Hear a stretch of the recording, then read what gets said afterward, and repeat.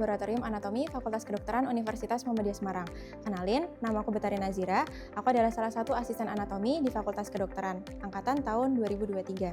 Hari ini, kita akan belajar bersama mengenai topik organa genitalia maskulina. Nah, organa genitalia maskulina itu dibagi jadi dua. Ada organa genitalia maskulina eksterna, dan ada organa genitalia maskulina interna. Eksterna luar, interna dalam. Nah, untuk struktur yang termasuk ke dalam organ genitalia interna, itu ada yang pertama, ada testis, kemudian ada epididymis, kemudian ada ductus deferens, funiculus spermaticus, dan ada beberapa kelenjar, yaitu ada kelenjar prostat atau glandula prostat, kemudian ada glandula vesicula seminalis, dan ada glandula bulbouretralis. Kemudian untuk organ genitalia maskulina eksterna, itu ada 3, ada penis, kemudian ada skrotum, dan ada uretra. Nah, yang pertama, di sini kita akan bahas terlebih dahulu untuk organ genitalia maskulina interna. Dimulai dari testis terlebih dahulu, atau nama lainnya adalah orchis. Nah, jadi orchis ini letaknya itu adalah di dalam cavum scroti, atau ruangan yang dibentuk oleh skrotum. Kemudian, di testis sendiri jumlahnya itu ada 2, jadi ada kanan dan kiri. Bentuknya bulat, dan antara testis kanan dan kiri itu dipisahkan oleh septum scroti. Kemudian untuk fungsi dari testis itu adalah untuk menghasilkan hormon testosteron dan untuk menghasilkan sperma. Nah, kemudian untuk bagian dari testis, itu bagian atasnya ini kita sebut dengan ekstremitas superior. Kemudian bagian bawahnya ini kita sebut dengan ekstremitas inferior. Nah, kemudian dia juga punya 2 fasies. Untuk fasies yang mendekati sumbu tubuh, itu kita sebutnya adalah fasies medialis. Kemudian untuk yang di luar, itu kita sebutnya adalah fasies lateralis testis. Kemudian dia juga punya 2 margo, ada margo anterior untuk yang bagian depan, dan ada margo posterior untuk yang bagian belakang. Nah, kemudian untuk lapisan dari testis, itu dia terdiri atas beberapa. Yang pertama, itu ada lamina parietalis tunica vaginalis testis. Kemudian yang kedua, itu ada lamina visceralis tunica vaginalis testis. Nah, di antara 2 lamina ini ada suatu ruangan yang kita sebut dengan cavitas tunica vaginalis. Nah, kemudian untuk lapisan yang ketiga, itu ada tunica albuginea testis. Nah, tunica albuginea testis ini, dia itu tersusun atas beberapa struktur. Yang pertama, itu ada septula testis, kemudian ada tubulus seminiferi contorti, tubulus seminiferi recti, kemudian ada rete testis, dan ada vas deferens. Nah, selanjutnya, untuk di bagian tunica albuginea, isinya ada beberapa struktur. Yang pertama, di sini yang warnanya ungu, ini adalah lobulus testis. Nah, isi dari lobulus testis ini adalah tubulus seminiferi contorti. Jadi dia merupakan suatu tubulus atau suatu saluran yang fungsinya itu adalah sebagai tempat terjadinya spermatogenesis atau tempat dihasilkannya sperma, dan di dalamnya itu ada sel Leydig yang fungsinya itu adalah untuk menghasilkan hormon testosteron. Nah, kemudian di sampingnya sini yang berwarna sedikit kuning, jadi sekat-sekatnya ini itu adalah septula testisnya. Jadi tadi ini adalah lobulus, isinya tubulus seminiferi contorti, sekat-sekatnya ini adalah septula testis.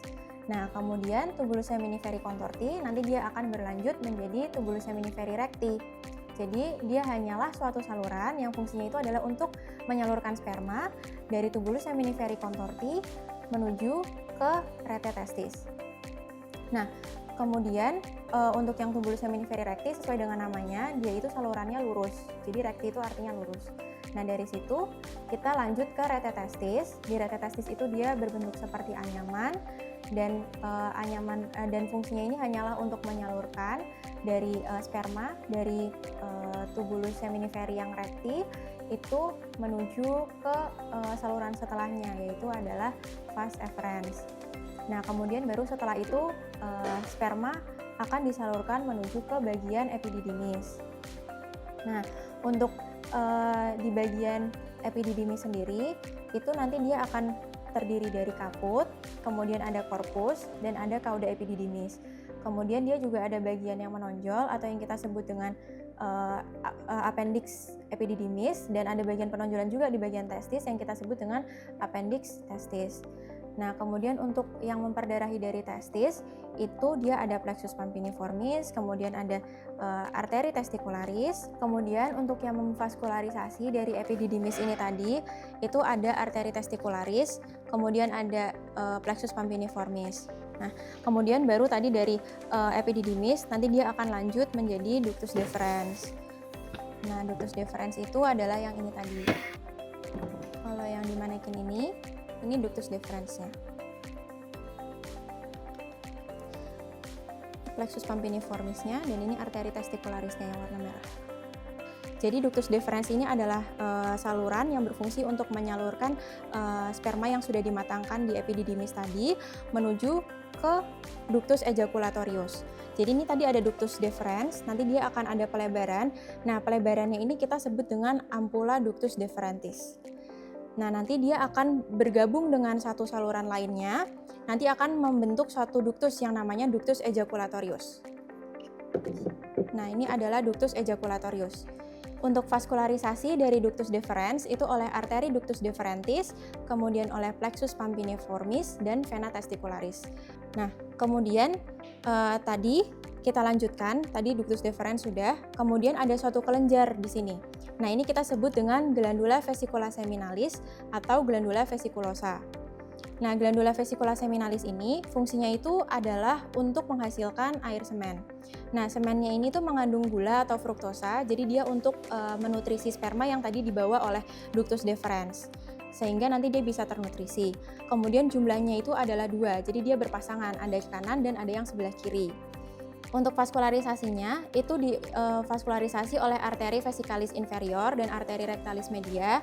Kemudian untuk inervasinya, untuk yang parasimpatisnya itu oleh plexus hypogastricus inferior, dan untuk simpatisnya itu oleh nervus lumbalis superior. Kemudian glandula vesiculosa ini dia nanti punya satu saluran sendiri yang kita sebut dengan ductus vesicula seminalis. Nah, nanti antara ductus vesicula seminalis dan ductus deferens tadi, mereka akan bergabung membentuk satu ductus yang kita sebut dengan ductus ejaculatorius tadi, yang ini. Jadi ductus ejaculatorius ini itu merupakan suatu saluran yang ukurannya itu cukup kecil, yaitu adalah kurang dari 2,5 cm, yang merupakan muara dari 2 ductus, yaitu adalah ductus deferens dan ductus vesicula seminalis. Jadi antara sperma dengan air semen nanti akan bergabung di sini, kemudian nanti akan berlanjut di uretra. Nah, ini namanya adalah uretra pars prostatica. Nah, kemudian kita lanjut ke glandula selanjutnya, yaitu adalah glandula prostatica yang ini, atau yang bagian ini. Ini adalah glandula prostatica. Nah, glandula prostatica ini memiliki fungsi yang sama dengan glandula vesicula seminalis, yaitu adalah sama-sama untuk menghasilkan cairan semen. Tapi perbedaannya adalah di bahan dari semennya. Kalau tadi vesicula seminalis, itu kan dia mengandung banyak nutrisi atau banyak fruktosa, dan cairannya itu lebih kental.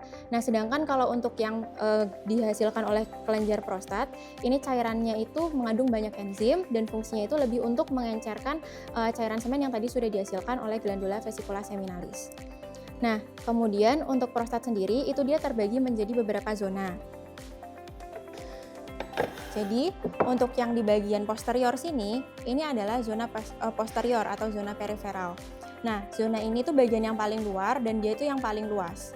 Kemudian di bagian atasnya, di sini ada zona centralis. Nah, zona centralis ini dia itu nanti mengandung di dalamnya itu nanti dia akan mengelilingi ductus ejaculatorius. Nah, kemudian di bagian depannya di sini ada yang zona transisional. Nah, zona transisional ini dia itu yang mengelilingi uretra pars prostatica. Kemudian sisanya yang di bagian depan sini ini adalah zona anterior. Nah, kemudian ada satu lagi zona yang betul-betul mengelilingi uretra, ini kita sebut dengan zona periuretra. Nah, kemudian untuk vaskularisasi dari prostat sendiri, itu dia divaskularisasi oleh yang pertama ada arteri pudenda interna, kemudian ada arteri vesicalis inferior, kemudian ada arteri rectalis media. Dan untuk inervasinya, itu diinervasi oleh nervus pelvicus dan nervus splagnicus. Kita ke glandula selanjutnya, yaitu adalah glandula bulbouretralis. Nah, ini adalah glandula bulbouretralis.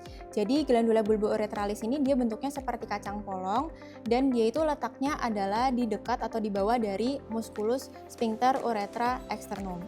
Jadi dia yang berjumlah 2 ini dan bentuknya bulat dan fungsinya itu adalah untuk menghasilkan cairan lubrikasi atau cairan pelumas. Nah, kemudian selanjutnya di sini ada funiculus spermaticus. Jadi funiculus spermaticus itu dia semacam satu bundle atau satu paket. Jadi dia isinya itu adalah beberapa struktur. Nah, di dalamnya itu nanti ada beberapa struktur. Yang pertama ada ductus deferens, kemudian ada plexus pampiniformis, ada arteri cremasterica dan ada arteri vena testicularis. Dan nanti dia itu akan keluar melalui canalis immunalis.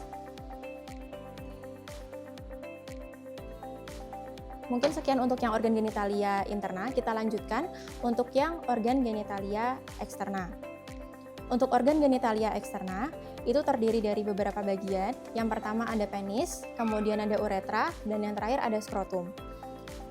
Kita mulai terlebih dahulu dari bagian penis. Untuk di bagian penis, ini kita bisa bagi menjadi dua pars. Ada pars afixa, kemudian ada pars libera.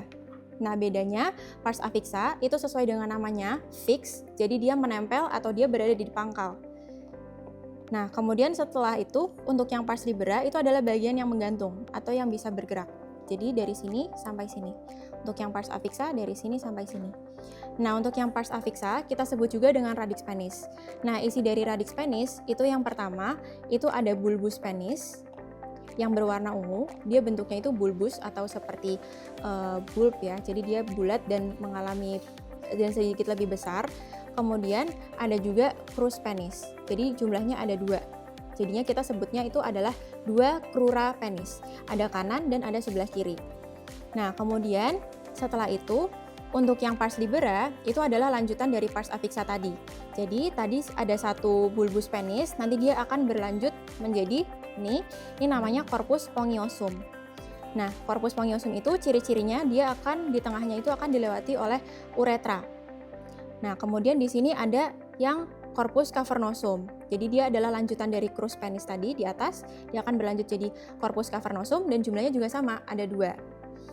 Nah, kemudian setelah itu untuk yang di bagian bawah sini, ini ada glans penis.